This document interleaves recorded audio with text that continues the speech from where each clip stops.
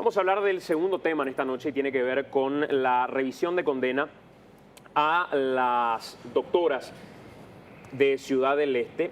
Estamos hablando de las doctoras Olga y Sofía. Nos acompaña el abogado Alfredo Delgado. Voy a saludar antes a la doctora María Elena Goiburu. ¿Qué tal, doctora? ¿Cómo estás? Muy buenas noches, muchas gracias por recibirnos en tu programa y tratar de esclarecer un poquito y buscar la verdad esta noche. En la defensa de Olga y de Sofía. Asimismo, yo soy compañera de promoción 94 de la doctora Sofía Oviedo de Caballero de la Facultad de Ciencias Médicas. Nos acompaña también el abogado Alfredo Delgado. Abogado, gracias por estar con nosotros. Gracias a ustedes por la invitación, muy buenas noches y un saludo a la audiencia. Está con nosotros el doctor Jorge Bogarín. Doctor, ¿cómo estás? Bienvenido. Buenas noches, Santiago, y muy buenas noches a la audiencia. Y nos acompaña Rolando Segovia, que es el hijo de la persona que había fallecido y que finalmente promovió esta acción. Rolando, ¿cómo estás? Buenas noches, Santiago. Un cordial saludo a toda la audiencia. Gracias por este espacio. Gracias por acompañarnos. Abogado Delgado, ¿por qué pidieron la revisión? ¿Cuál es la finalidad a la hora de pedir la revisión de esta condena? Bueno, nosotros consideramos de que la condena a las dos médicas es una condena injusta. Este fue un proceso que se llevó a cabo en Ciudad del Este con una serie de irregularidades. No se ha respetado el debido proceso. La sentencia es calificada por los grupos médicos como una, y tanto por grupos de abogados que entendemos de leyes, como una aberración jurídica. Entendemos que amerita la revisión de la causa, ya que se han aportado hechos que desmeritan totalmente la acusación. ¿Cuáles son esos hechos? Bien claramente. Bueno, en principio se habla de una supuesta sobredosis de un medicamento, el ketorolac, sobredosis que no es tal, cuestión que la doctora, que es médica, puede explicar de manera más amplia. Como sostenemos, la dosis que se le aplicó a la paciente es la dosis correcta. Es falso de que la señora haya ingresado con un buen cuadro de salud, porque si la señora se encontraba con un buen cuadro de salud, ¿para qué concurrió al médico? Evidentemente concurrió porque padecía de una dolencia. Tenemos que situarnos 7 años atrás, en donde estaba en auge esta enfermedad, el H1N1, y la paciente tenía los síntomas de esta enfermedad y se la ha tratado conforme a esta dolencia. Rolando, ¿por qué llevaron a tu mamá al servicio de salud?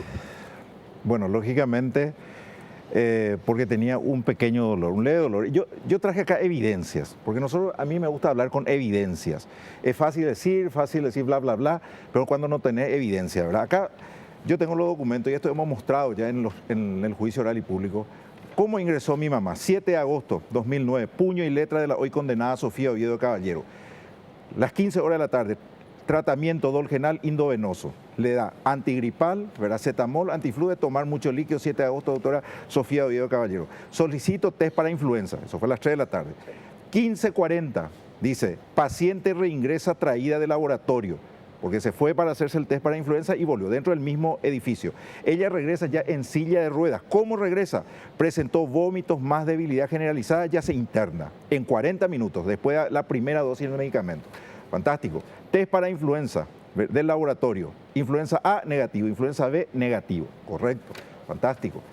Acá está, de puño y letra de la hoy condenada Sofía Oviedo Caballero. ¿Cómo ingresó mi mamá? No es como acaba de decir el abogado, de que entró grave, ¿verdad? Mamá fue para una consulta preventiva y entró en el área del consultorio por un leve dolor. Y no lo digo yo, lo dice la hoy condenada, acá escribe de puño y letra. Lúcida, afebril, no tenía fiebre, refiere ligero dolor. Y esto más adelante también lo describe ella de su puño y letra. Acá, en el análisis que le hizo de su sistema respiratorio, escribe buena entrada de aire en ambos cuerpos pulmonares. ¿Por qué menciono esto? Porque más adelante después van a ver. Acá pone, test para influenza A y B negativo, de todos modos iniciar tratamiento para influenza. El laboratorio le dijo no tiene, y ella pone de todos modos iniciar tratamiento para influenza. Firma y sello de puño y letra de la hoy condenada Sofía Oviedo de Caballero. 16:15 horas, segunda dosis del dolgenal. Estamos hablando de 120 miligramos, ¿verdad? De puño y letra. ¿Cómo van a negar esto? Esto es lo que no pudieron negar. Acá está, 1715, mezcla con otro medicamento con diclofenac 75, el ¿Ustedes Dorgenal, reconocen que esta es de puño la y letra y el diagnóstico de la doctora Sofía? Esto está en el expediente. Esa es la historia clínica, solamente que está contada mal, porque él no es médico y no sabe interpretar la veracidad de la situación. Yo puedo explicar, si me deja el tiempo, en este momento Sí, le puedo claro. explicar Termino. sin ningún problema, ¿verdad? La paciente llega ¿Puedo terminar? a las 3 de la tarde, se le controla la temperatura y ella estaba con lo que nosotros llamamos una hipotermia, o sea, estaba fría. Tenía 35,9 de temperatura y también tenía lo que nosotros llamamos hipotensión arterial, o sea, tenía la presión baja. Esos son signos de gravedad de una paciente. Y estábamos en la época de una epidemia, Cuando se habla pandemia. solamente para aclarar, Sí. cuando se habla de una persona afebril, Sí. En este caso estaba fría, hipotermia, eso es más grave aún todavía, ¿verdad? Una persona que ya llega fría para nosotros ya perdió la capacidad de mantener la temperatura. Otra cosa ¿eso que consta él, en el documento? por supuesto que consta en el documento. Otro aspecto que está en la historia clínica es que ella tenía sensación febril y que ellos le automedicaron con 2 comprimidos de dipirona antes de venir. Otro aspecto importante que quiero destacar es que el ketorolaco de ninguna manera va a producir toda la sintomatología que tuvo la paciente. Lo que produjo toda la sintomatología de ella es la evolución de su propia enfermedad, porque ella llegó prácticamente muerta. Mis pésames le quiero decir osadía, a la por Dios. familia que está en este momento sufriendo, ¿verdad? Pero yo tengo que contar la realidad médica de la situación. Entonces, lo que ocurrió fue que a las 8 horas se le hizo un análisis y en ese análisis ya se constata que le bajaron todas las defensas. Tenía 1000 de glóbulos blancos y lo normal de glóbulos blancos es 7000. Eso de ninguna manera puede tener relación con el uso de ketorolaco. Si usted se va a cualquier hospital del Paraguay y se cae, ¿verdad? Y se golpea la rodilla, le van a dar ese medicamento y en esa misma dosis. Y de ninguna manera le pueden bajar las defensas, ¿verdad? Porque no tiene asociación. Eso es una aberración médica que inventó un médico perito que ellos trajeron de la Argentina y que no ejerce la medicina en el Paraguay y que se dedica a la política y a la medicina holística. ¿Cómo tantas instancias finalmente corroboraron la misma Porque situación? le tocaron 2 juezas que fueron apartadas de su cargo por liberarle a unos narcos y hasta el fiscal se le grabó porque el tipo coimeaba. Entonces, en Ciudad del Este, lamentablemente, por eso es que nosotros pedimos que el expediente vuelva a Asunción, pero te voy a contar toda la parte médica porque esto es demasiado importante, ¿verdad?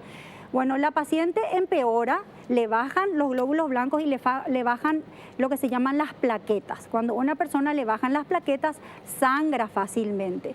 Después la paciente va a terapia intensiva y allí, con el fin de ayudarle a salvarle la vida, se le coloca un respirador mecánico y también un catéter en la vena del cuello con la intención de salvarle y pasarle los medicamentos. Acá lo clave es que cuando se controla con la radiografía de tórax, que es un estudio para hacer control de calidad, se ve que el catéter está perfectamente colocado en la luz de la vena subclavia. Y encima, para colmo, el forense en su informe dice que el catéter está perfectamente colocado. Entonces, la paciente definitivamente no tuvo un shock anafiláctico, que es la alergia que ellos dicen, o el que trajeron de la Argentina inventó, ¿verdad?, que supuestamente tuvo la señora, y no hay ni un dato de alergia en la historia ¿Cómo clínica. lograron en el proceso impugnar a esa Claro. gente que ustedes consideran no era apta para hacer esos estudios? Y te estoy explicando, el problema eran los jueces, fueron apartados de su cargo por liberarle a unos narcos. Pero se Imagínate presentaron vos. esos pedidos de impugnación, Sí, doctor. bueno, aclarando que nosotros hemos tomado el proceso recién en la instancia de la Corte Pero Suprema conoce de el proceso Justicia. completo. Conocemos el proceso completo. Y se impugnó a esta gente. Existieron también otras pericias del doctor Mendoza y el doctor Nicolás Lescano que concluyeron de que no existió negligencia médica. Estas personas son de reconocida trayectoria en nuestro país. El doctor Mendoza, incluso aparte de ser médico, también es abogado y conoce de leyes. Pero sin embargo los jueces, como se permite la valoración probatoria, digamos que al juez del juicio oral se le permite elegir qué creer y qué no creer. O sea, queda en el plano de la subjetividad. Y los jueces del juicio oral eligieron creerle a este médico de la Argentina. Entonces, por eso es que las médicas son condenadas en Ciudad del Este. Sí. Quiero preguntarle al doctor Jorge Bogarín, en el proceso, doctor, porque finalmente cuando yo veo en las noticias, independientemente del caso, se pide la revisión de un expediente que llegó hasta tercera instancia. En términos judiciales me parece preocupante. Sin entrar al caso puntual, en términos judiciales me parece preocupante y es un debate que probablemente lo tenemos que tener más adelante. Sin desconocer que esta justicia es bastante flexible y no me sorprendería que lo que mencionan ustedes de historias de coima y cuestiones ligadas a eso por el camino puedan torcer expedientes. A nadie le puede sonrojar una cuestión como esa. Pero doctor, en el expediente en general, ¿se impugnó? ¿Se dijo esta persona no es hábil para hablar, no es apta para hablar? No, yo quiero hacer en primer lugar algunas aclaraciones. En primer lugar, quiero decir que esta no es una lucha contra los médicos en general. Quiero destacar que conozco y tengo en mi familia médicos que están trabajando con escasez de medios, hospitales, clínicas, etc. O sea, no es una lucha contra los médicos y hay que reivindicar también la labor de muchos médicos en este país. Esta es una lucha que busca el elemento justicia en ese largo peregrinar por los pasillos tribunalicios de la familia Segovia. Y en ese peregrinar tenemos una sentencia en un juicio oral y público en primera instancia, confirmada la sentencia por un tribunal de apelaciones, otros 3 jueces, y también confirmada en Corte Suprema de Justicia en una casación que fue rechazada por inadmisible. Es decir, hablamos de una sentencia que está firme. Ahora lo que se dictó en una reposición, se suspenden los efectos de esas 3 sentencias para que se sustancie este recurso de revisión a cargo de una sala que está conformada por la doctora Miriam Peña, recientemente electa ministra, el doctor Cristóbal Sánchez y el doctor José Waldir Servín. Lo preocupante ahí es el efecto que se ha entendido en esa decisión es si los condenados están en penitenciaría, están privados de su libertad, o sea, al suspenderse los efectos tienen que salir todos, tenemos que sacar a toda esa gente de las cárceles. Si están en libertad, como es el caso, las personas no cumplen la sentencia contrario a lo que disponen las disposiciones legales. Entonces se sienta un peligroso precedente. Aquí mañana el taxista que fue condenado por disparar y matar a una niña de 5 años, mañana viene el enjambre amarillo y con una presión corporativa va a evitar el cumplimiento de las sentencias. Eso es lo peligroso de ese precedente. Yo no voy a entrar a discutir tantos aspectos médicos que fueron ampliamente discutidos en este proceso.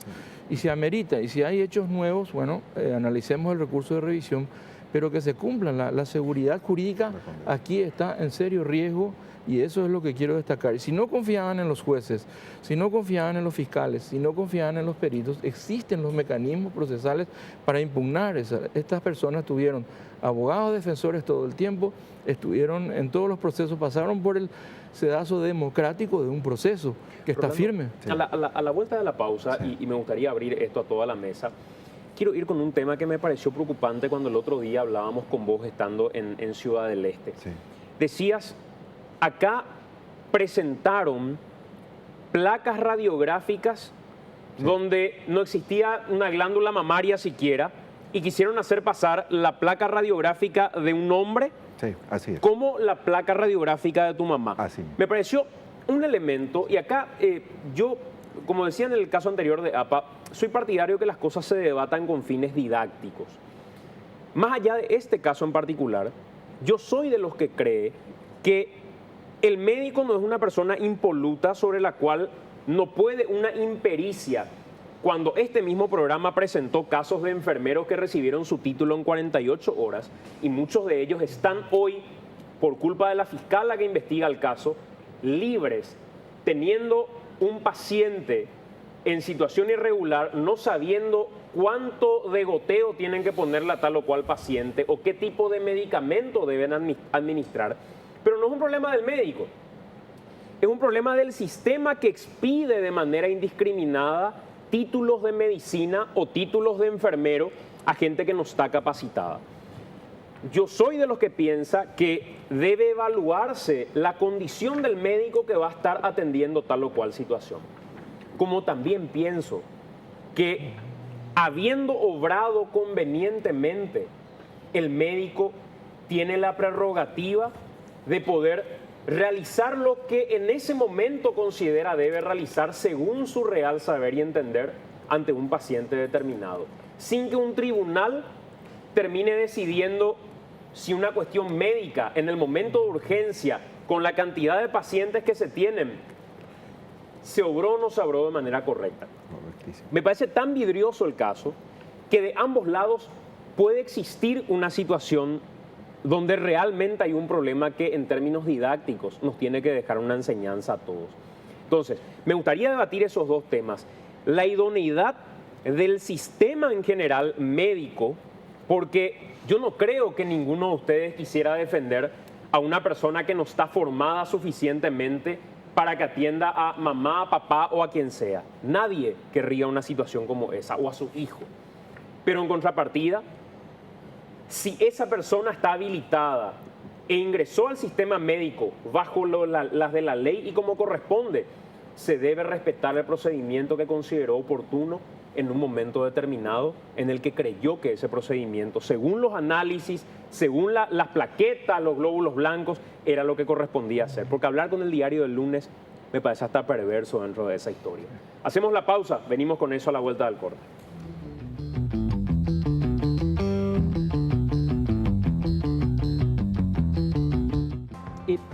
Esto va a título personal. La pelotudez definitivamente no tiene límites.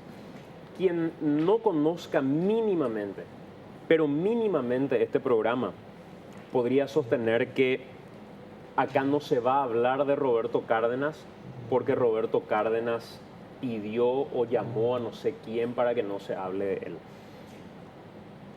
Si me pidieran en este canal que no hable de Roberto Cárdenas, lo voy a hacer en la Plaza de Lambaré con un megáfono.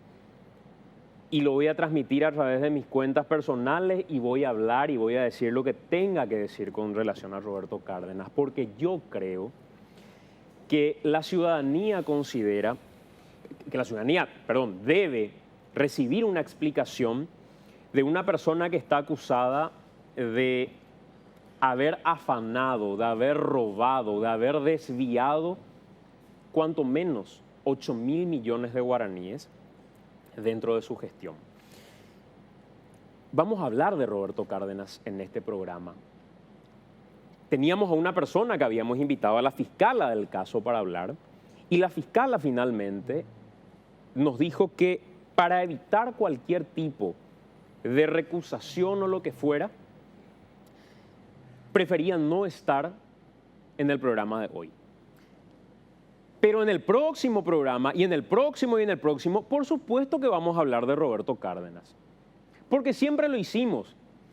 Y no voy a venir a jugar un papel de falsa humildad dentro de este espacio, pero si hay un espacio que le ha dedicado el tiempo a Roberto Cárdenas, se llama AAM.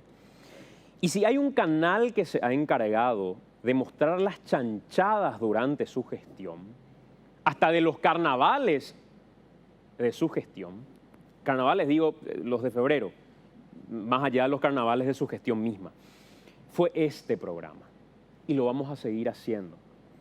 Así que no se preocupen aquellos que no conocen a AAM, porque solamente quienes no conocen podrían sostener una situación como esa, que acá se va a hablar de Roberto Cárdenas.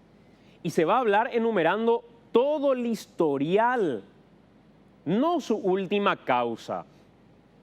Vamos a hablar de todo su historial, vamos a hablar de la Caja Mutual también. Si yo estoy contento, y repito, esto a título personal, porque alguien haya perdido la intendencia, a pesar que el propio presidente de la República le apoyó, lejos de aquella promesa de cortarle la mano a los corruptos que había hecho Horacio Cartes. Si alguien está contento porque haya perdido Cárdenas, soy yo. Y estoy seguro que muchos de mis compañeros también, porque conocemos a profundidad su expediente y su gestión en la municipalidad de Lambaré. Nos han dedicado hasta su victoria cuando creían En realidad no creían que estaban ganando, sabían que estaban perdiendo, pero no tenían otra que decir eso en ese momento. Nos han dedicado la victoria. Así que quédense tranquilos, que este programa sí va a hablar de Roberto Cárdenas y de cualquier otra persona que haya sido acusada de un hecho de corrupción. No debería ser una aclaración porque finalmente la gente que conoce el programa y conoce el canal sabe que acá en esta empresa de manera sistemática hemos expuesto las irregularidades de la gestión de muchos intendentes, entre ellos de Roberto Cárdenas. Así que vaya este mensaje para quien haya dudado del tipo de contenido que podemos llegar a tratar aquí. Así que se quede tranquilo el ex intendente de Lambaré, que acabamos de hablar de él. Le pusimos en guardia a nuestra compañera Vanessa Silguero el otro día frente a la puerta del juez del caso, que lamento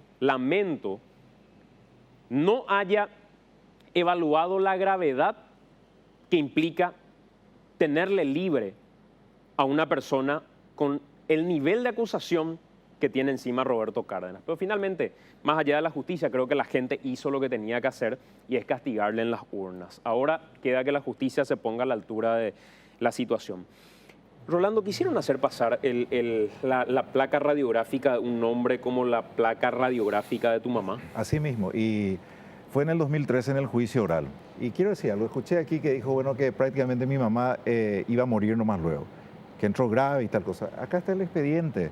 Está de puño y letra descrito por la condenada Sofía Oviedo cómo entró mi mamá y ya lo leí eso, no sé si hace falta otra vez, pero ya lo leí. Es tanta la insistencia sin evidencia, ¿verdad? Y en el juicio oral en el 2013, nosotros tuvimos que buscar un médico, ¿verdad? Graduado en la UBA, porque acá ellos le trataron de que era médico ñaná, de que era médico yuyo.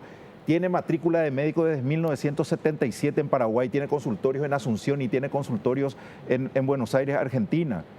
Graduado en la UBA de Buenos Aires, no en una universidad de garaje, de donde salió Olga Cañete con promedio 2, un mes de pasantía rural, que se fue después a actuar de terapista sin ser terapista y practicó por mi mamá. Y en el juicio oral y público trajeron una placa radiográfica y el doctor graduado en la UBA le dice, ¿esa es la placa de la señora Mercedes? Sí, esta es fantástico. ¿Me puede enseñar dónde están las sombras de las glándulas mamarias? Se quedaron mudos, se fueron a sentarse ahí en la mesa. Yo comprendo que el doctor y la doctora no sepan esos detalles porque no han participado del juicio oral y público. Le voy a explicar por qué Estoy no hablando, se por favor, si me deja. Como se refirió a mí, por eso le respondí. Bueno, pero usted también se refirió a mi madre que entró para morir. Una barbaridad lo que usted No dice dije sin una tener barbaridad. evidencia de lo Tengo que la dice. evidencia, tengo Tiene que todo ser el responsable. expediente. Aquí ¿Sabes tengo lo que la copia pasa? del ¿Sabes lo que expediente pasa? conmigo. Que ustedes, ¿verdad? Creen que nosotros vamos a callarnos. No nos vamos a callar. Nosotros tampoco Acá, nos por vamos a ejemplo, callar. ¿sabe, Santiago? Te voy a decir. Acá hay un sector de médicos, como dijo el doctor Bogarín, nosotros no estamos contra los médicos, pero acá hay un sector corporativizado que responde a la mafia blanca en Paraguay, quiere seguir teniendo tarjeta blanca para matar en los hospitales, enterrar a los muertos, que nadie lo investigue y que nadie se anime a procesar. Esa es la verdad. Nosotros tenemos la evidencia científica, una autopsia realizada. La autopsia eso no es es necesario, el punto culminante de una investigación médico-científica, vale en Paraguay y en cualquier parte del mundo. Si no, vamos a dejar de hacer autopsia y vamos a hacer manifestaciones con globitos blancos para tratar de cambiar las sentencias judiciales. Acá yo tengo, ya que tocaste el tema de la preparación, tengo 20 notas. Voy a leer rápidamente la parte más importante nomás. Esta es la nota número 5, dirigida a la jefa del servicio UTI adulto y UTI pediátrico de la Fundación TESAIN. Dice en una parte, refiriéndose a la doctora Olga Cañete, hoy condenada, expresándose además a la compañera de terapia de adulto en estos términos: dejarle a la burra que se vire sola y que si me voy de mala gana le descompensaría al paciente. Firman sus compañeras de trabajo, Otra nota, la nota número 8, dirigiéndose a la doctora Olga Cañete, ¿verdad? En horas de la mañana de ese mismo día, la doctora Olga Cañete procedió a administrar medicamento al paciente con nombre y apellido sedado en terapia intensiva. Adolfo Franco realizó dicha administración sin avisar al personal de enfermería encargado del paciente. Miren, le aplica algo, no registra, no le cuenta a nadie. Este tipo de acción ocurre en forma frecuente, así como cambiar parámetros del respirador o el respirador o aumentar. A ver hasta dónde aguanta. Goteos continuos de drogas, manipulando las bombas de infusión sin comunicar al personal, etcétera. Otra cosa, nota número 11 de la condenada Olga Cañete, de sus propias compañeras, también dirigida a la jefa del departamento de enfermería. Mira todas las firmas que hay, tiene como 20, mira, acá están las firmas, tenés como 11. Esto es antes de los de su madre. Después, Porque el caso de mamá fue la punta del iceberg en la Fundación Tesain. Y el Hospital Tesain no es un hospital escuela para que venga alguien con su perfil a practicar. Practicó por mi mamá. Termino, la Santiago, doctora, por sí. favor. Mira todo esto. Y esta es la nota. 20 ahí, pero estos son los más importantes. Y acá, ¿verdad? No se le condenó de balde. En 6 años jamás impugnaron una prueba, no recusaron un fiscal, no recusaron un solo juez. Esa es la verdad. Acá otra nota, dice, la doctora Olga Gañete, ¿verdad?, recibe intubación ya que este no presentaba mejoría. Tras varios intentos fallidos, solicita aspirador, momento en el cual se constata que la bolsa del circuito de aspiración no funcionaba y es cambiado inmediatamente por una de las enfermeras. Tras otro intento fallido de intubar, solicita la presencia del doctor Ignacio Cerezo, refiriendo que no iba a poder con el paciente. Claro, si no es terapista. El usuario presenta bradicardia extrema, se reinicia RCP, logrando la recuperación de un buen ritmo cardíaco. Luego la doctora logra intubarlo con dificultad y después de muchos intentos.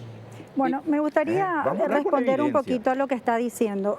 Nosotros tenemos toda la copia de la historia clínica. Yo tengo en este momento en mis artículos, digamos, telefónicos, así que mantengo toda la información. Y con respecto al caso, nosotros los médicos pensamos que aquí lo que se busca no es justicia, es una indemnización millonaria de la Fundación Tesain. Y con respecto a la idoneidad, la doctora Sofía Oviedo de Caballero es egresada de la Facultad de Ciencias Médicas. El tiempo, estamos entre los 100 mejores de ese año para ingresar en la facultad. Este señor que está hablando trabaja en la UNE y no tiene título universitario. Agregan Y eso el sí expediente, a ver si nos te sirve. parece una Agregan el aberración, expediente. ¿verdad? Y además se hizo pasar como víctima de la dictadura de Stroessner, habiendo gente que no cobró ni un dinero. Entonces estamos cansados de gente que quiere chupar del Estado y no Agregue el vamos a expediente, si es que permitir le sirve eso. eso, agregue Bueno, el expediente, vamos a estamos hablando del continuar. expediente. Con respecto a la corporación médica, nosotros no vamos a permitir que vayan 2 inocentes a la cárcel para que usted lucre por eso, porque eso va a crear jurisprudencia y las 2 doctoras siguieron el protocolo médico. Y voy a hablar sobre la radiografía de tórax. Sí. La radiografía de tórax lo que muestra en ambas bases son unos infiltrados que pueden corresponder o a una infección o a un derrame. Y por eso no se ven las glándulas mamarias y no se van a ver ni en su madre ni en ninguna mujer porque se ve blanco abajo y las glándulas mamarias son tejido blando, pero como él no entiende, pobrecito, ¿verdad? Entonces dice cualquier cosa, ¿verdad? Bueno, con respecto al tema de lo que es, se nos acusa del corporativismo médico. Si es que ustedes, por ejemplo, como periodistas, ¿verdad?, tienen un compañero que va a ir injustamente a la cárcel y encima se quiere lucrar con esa situación, estoy segura de que todos los periodistas del Paraguay se van a unir para que eso no ocurra. Esto no es corporativismo, esto es justicia y es solidaridad con 2 personas que quieren ser tratadas como víctimas de la corrupción imperante en Ciudad del Este. Doctora, y no vamos a permitir eso. Doctora, Quiero ustedes responder. conocen a su gremio, conocen a su gente. ¿Ustedes son capaces de avalar, poner la mano en el fuego por la idoneidad en términos académicos y de formación profesional de la doctora Olga y la doctora Sofía? Sí, yo creo que en este caso nosotros no estamos ante un caso de mala praxis, estamos ante un caso de criminalización No, pero por del eso acto le médico. quiero preguntar y te voy de a nuevo. explicar el tema, a dónde va, ¿verdad? Las doctoras hicieron el procedimiento correcto y tienen el aval del Círculo Paraguayo de Médicos, de las sociedades científicas, internacionalmente. Inclusive este caso se llevó a la Corte Interamericana de Derechos y se presentó a la Comisión de Derechos Humanos, porque cuando los médicos analizamos este caso fue totalmente correcto el procedimiento y nos rasgamos las vestiduras ante las aberraciones de los informes médicos, ¿verdad? Nosotros no somos abogados, pero estamos muy preocupados, porque si ellas van a la cárcel se crea una jurisprudencia y no existirá garantía de ejercer el ejercicio médico libremente en el Paraguay y eso es lo que a nosotros nos Doctora, preocupa. para que no se deje como una cuestión meramente corporativa, yo insisto y le pido encarecidamente que no me evada la pregunta. Ustedes como gremio son capaces de certificar la idoneidad profesional académica de ambas doctoras, de ambas médicas, o sobre esa situación no son ustedes las encargadas de decir ellas eran idóneas para estar en ese lugar? Sí, la doctora Sofía Oviedo de Caballero, a quien conozco mejor porque es mi compañera de promoción, ella es infectóloga. Son 6 años de estudio de Facultad de Medicina, 3 años de clínica médica, más 2 años de facultad, o sea, son más de 10 años estudiando. Entonces, para nosotros es una ofensa, ¿verdad?, que quieran tratar de esta forma a una persona que hizo exactamente el procedimiento que tenía que hacer y que lo haríamos en Paraguay, en Estados Unidos y en la China. ¿Por qué le pregunto esto, doctora? Sí. Porque voy a ponerme como ejemplo. Yo llevo 10 años estudiando Derecho y cualquiera que mire mis notas va a decir, Santiago es un burro en Derecho. Porque mi finalidad a la hora de irme a una facultad de Derecho no es ir a encontrarme algún día con el doctor Jorge Bogarín litigando. Yo lo que quiero es tener algún elemento y alguna herramienta que dentro de mi tarea diaria de periodista me sirva. Y así hay materias que no me interesan para nada y hay materias que sí me interesan. El debate constitucional de la reelección me interesa y quiero estar en esa clase porque quiero escuchar. Pero quien me evalúe desde mi formación académica de abogado va a tener todo el derecho de decir, este tipo no es idóneo para ir a discutir en la Corte Suprema tal o cual situación. Y con justa razón. Por eso pregunto, en términos médicos, usted y yo sabemos que hay gente mal formada que tiene que ir a intervenir en un caso de urgencia. Ustedes pueden poner en términos de idoneidad profesional y académica la mano en el fuego por la formación de ambas doctoras. Nosotros pensamos que están bien formadas porque cuando analizamos la historia clínica, vemos que hicieron el protocolo completamente correcto dentro de lo que se haría en cualquier parte del mundo. Y esto no fue solo analizado por nosotros, los médicos paraguayos, fue analizado también a nivel internacional.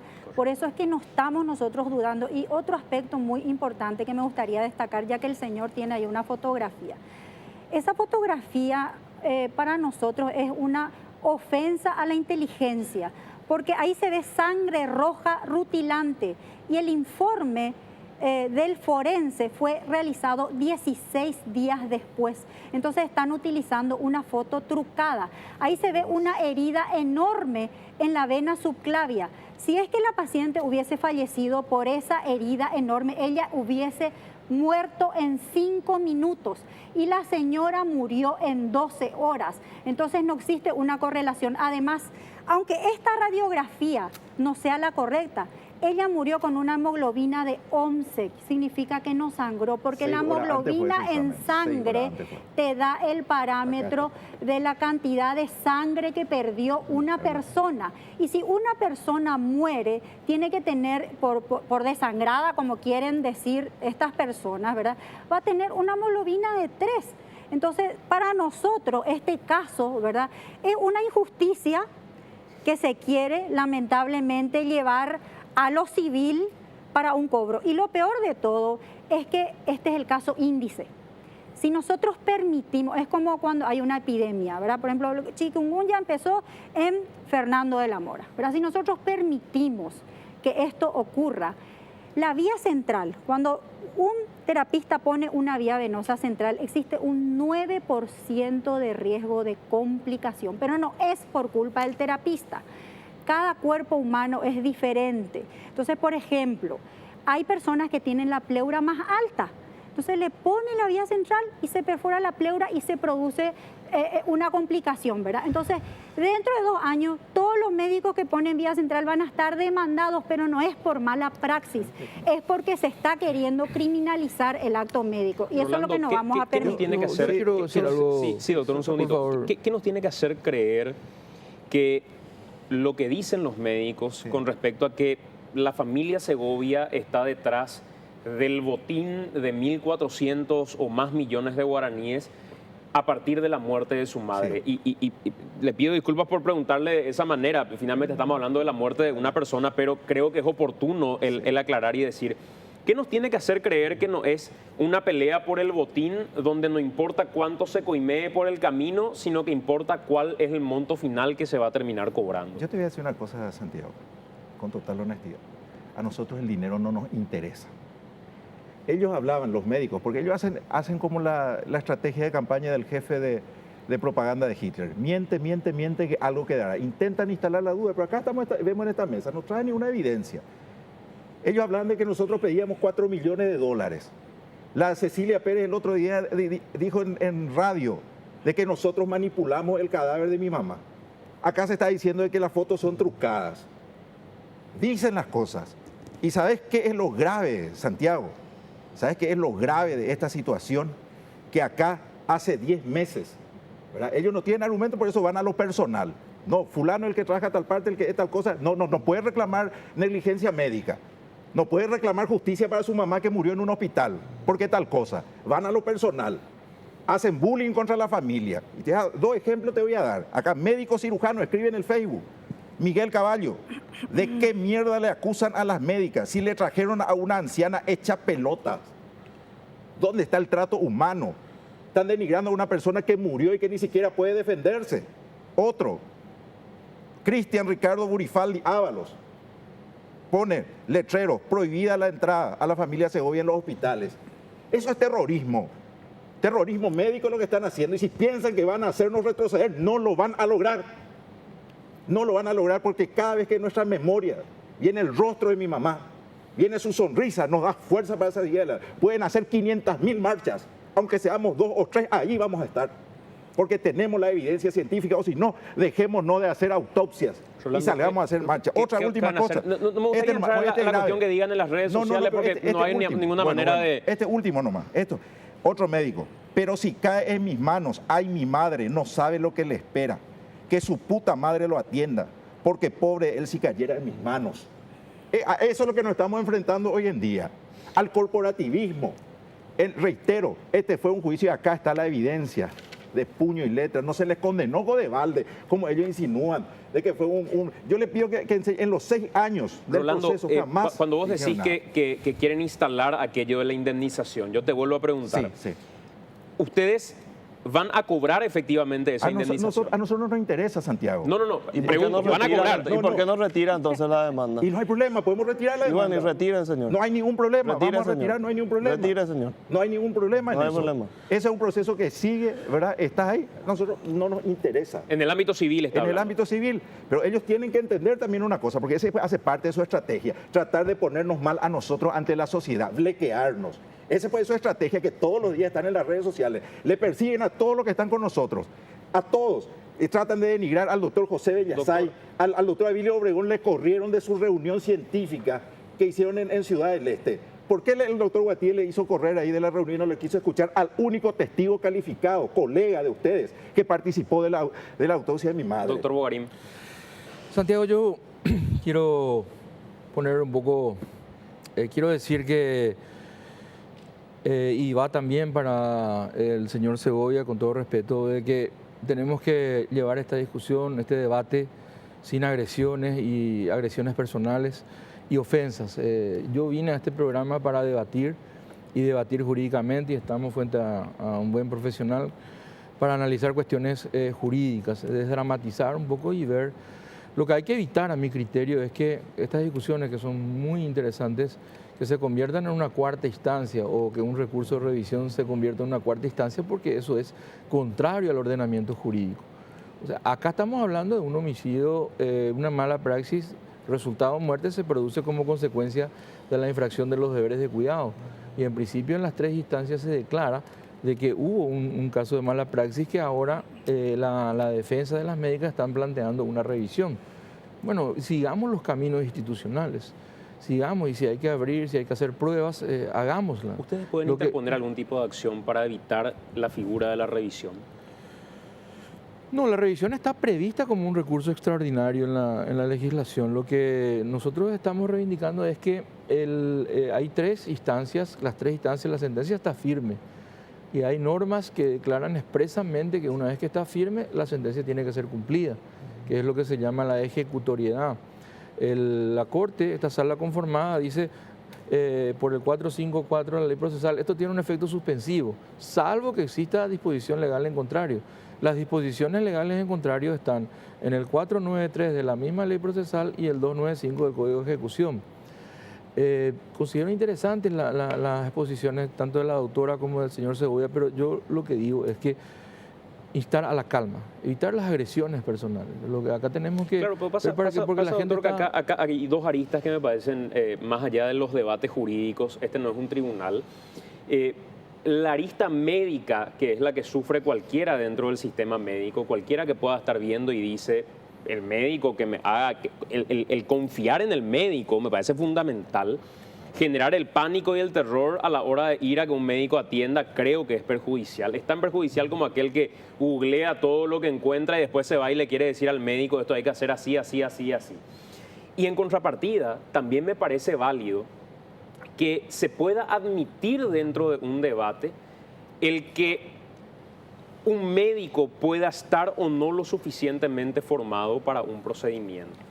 Porque, yendo al ejemplo del periodista y aquello que decían, si el profesional en cuestión efectivamente cometió un error y efectivamente era una persona que no estaba formada debidamente para algún procedimiento, no está bien que el gremio lo defienda porque es una cuestión corporativa. Por eso, si el análisis parte más allá de la cuestión ligada a un gremio, a un análisis de la idoneidad académica y del procedimiento del cual está hablando, doctora, me parece el camino oportuno. Y en términos de la cuestión jurídica, el debate es lo que pueda pasar en términos de jurisprudencia también a partir de ahora. Pues así como sienta jurisprudencia el caso médico, también el caso jurídico sienta una jurisprudencia, donde mañana una manifestación podría permitir parar una condena determinada y también me parece grave. Sí, sobre eso me gustaría comentarte que ya ha habido un caso de revisión, que fue el caso del general Lino César Oviedo, o sea, ya existe jurisprudencia sobre el tema, ¿verdad? Y otro aspecto que es muy clave en esto es que nosotros no pedimos en ningún momento impunidad. Nosotros lo que pedimos es que el expediente salga de Ciudad del Este y que se revise en Asunción. Lo que pedimos es la revisión. Y si es que, ¿verdad?, supuestamente está todo tan bien llevado, nosotros creemos que el caso allá no fue llevado en forma objetiva y por eso se encontraron estos resultados. Entonces, pienso que nadie debería temer a la revisión.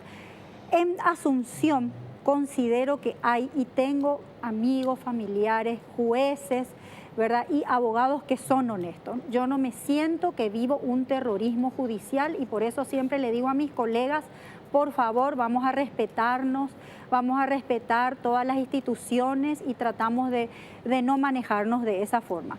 Pero quizás en Ciudad del Este, que fue donde ocurrió el caso, los médicos se sienten más atemorizados. Y si es que le han ofendido al señor Segovia, le pido disculpas en nombre de ellos, pero lastimosamente allá ha habido una guerra en donde ambos bandos se han tratado de terroristas. Hay una página web que tiene el señor Segovia en donde nos trata a nosotros los médicos de asesinos en serie, nos compara con Mengele. Ustedes pueden entrar en la página que se llama rome.org y entran ahí, habla de otros casos, ¿verdad? Y realmente eso a nosotros nos parece bastante ofensivo. Doctor, acá se habló de coimas, y esto por último porque ya tengo que cerrar el programa. Se habló de coimas por el camino, ¿hay documentos, hay alguna forma de constatar que efectivamente hubo algún tipo de irregularidad con pago de coima a los jueces que están involucrados en este caso? Y si damos esa información vamos a comprometerle a la gente que nos ha advertido de esa situación en su momento. Pero no tienen ustedes ningún elemento que haya constatado eso. Por una cuestión de reserva no lo podemos decir, y menos en un programa de televisión. ¿Y lo llevaron a la justicia? Por el momento no se ha llevado a la justicia. Estamos en una instancia en donde confiamos de que se va a hacer justicia y que el derecho no se va a volver a torcer. Gracias por acompañarnos. Doctora, gracias por estar con nosotros. Doctor, muy amable. Rolando, gracias por venir. Una última cosa, Sí. Santiago. Acá, ¿verdad? Un pedido de aclaratoria que presentaron la defensa de las médicas, ¿verdad? Aclaratoria. Y dice en su petición de disminución de la condena. Firma Cecilia Pérez, Sofía Olga Gañete. ¿Están admitiendo su culpabilidad? Así de sencillo. Esto es muy claro y está comprobado. Este es el mejor caso comprobado de negligencia médica en Paraguay. Y vamos a llegar hasta el final, hasta que las dos vayan a prisión. Gracias, Rolando. Gracias. Hacemos la pausa, venimos en breve.